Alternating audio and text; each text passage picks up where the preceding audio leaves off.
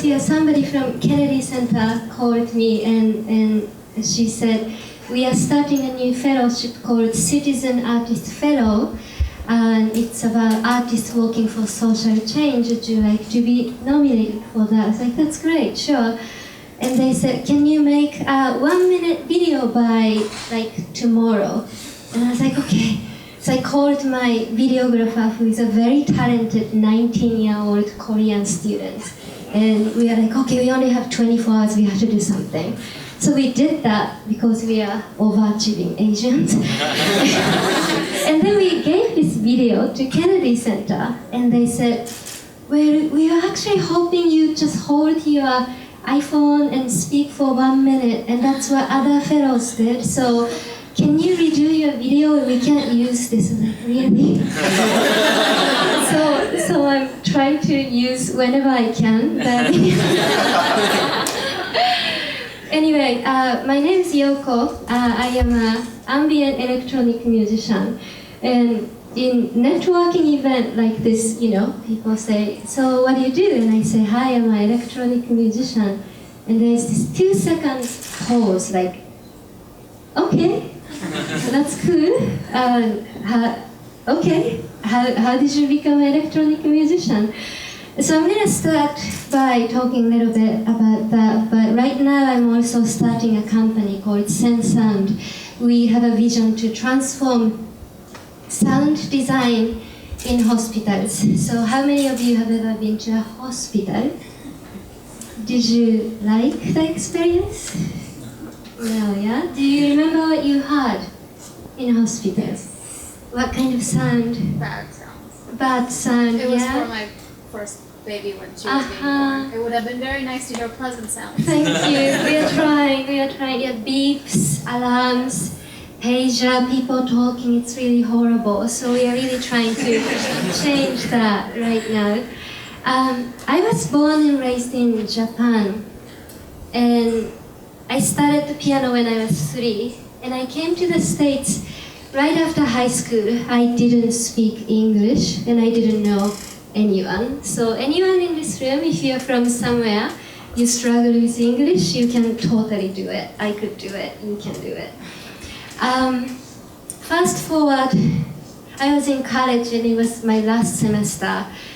Continuation of all the story about Asian parents continue to be doctor, lawyer. My parents were no exception. So I was studying something that's not music, and it was my last semester in college. I woke up, and one day I woke up, I just wanted to make electronic music. And it was so strange, yeah? It's like, So I went to this random friend's place who has equipment, and I started to make music, and by the end of the day I had a piece of music done. Wow, how did this happen? A few days later I found out my favorite music teacher passed away on the same day I started to make music. So the way I decided to make sense of what happened was maybe my teacher left me with something.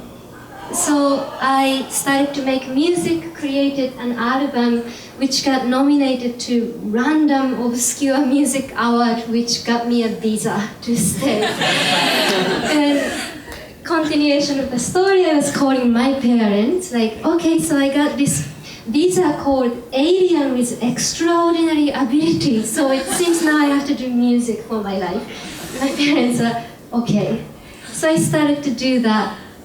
For about 8 years, I played in many interesting places. I toured with this group, Thievery Corporation's side project, played in many different countries, and I was having lots of fun.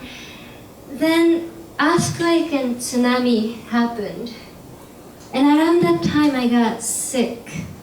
And it was kind of a pause in my life. I could have been going on as a musician, but everything kind of shattered. And I asked myself, why do I do what I do? What's the purpose? When I recovered from illness, few things came out.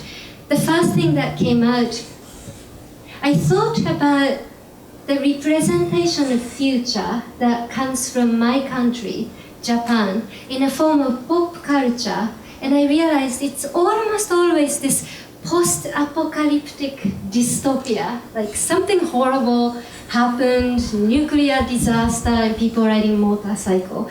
And it's kind of a cool, but as a Japanese artist living in the United States, I felt an obligation to present a version of future that's different from everything else coming from my country. So that's why I started my first project. It's a performing arts project, and we create 22nd century where everything worked out just fine. So we have a surrounding visual projections, musicians, theremin, lots of technology, interacting with audience, and we present a space where people can imagine the 22nd century where everything worked out just fine. So that's one thing, but then I thought, this is sort of a framework change to the society. It's going to take a long time and it's hard to measure. Can I do something that's more direct service, that's measurable? And I reflected on my experience being sick. You know, some people say that hearing is the last sense to go when people pass away. And I used to think on a hospital bed, what is the last sound I get to hear at the end of my life?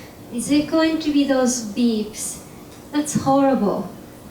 So I found this amazing incubator program called Halcyon Incubator. It's focused on social entrepreneurship.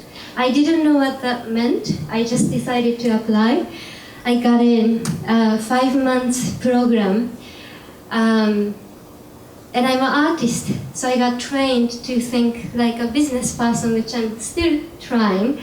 And we are running our first prototype with Johns Hopkins Medicine right now.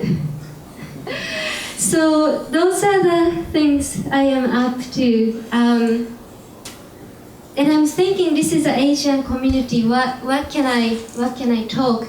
I think that when I talk about social entrepreneurship, or design thinking, human-centered design. Those are the things that's kind of invented in the United States, but I think in Asian culture, it's kind of difficult to generalize, but oftentimes, I think we emphasize the community and group as opposed to individual. When I try to be, assertive, my parents would say, you are being selfish. So I had to really adjust, like you are saying, from being humble and modest to being able to say what's in your mind. But naturally, I think our cultures talk a lot about community and we as a whole. So social entrepreneurship is naturally about that. Human-centered design is about empathy, thinking about your customer, your client, what you want. And I think it also comes very natural to Asian culture as well. So I look forward to talking to a lot of you today, and thank you very much.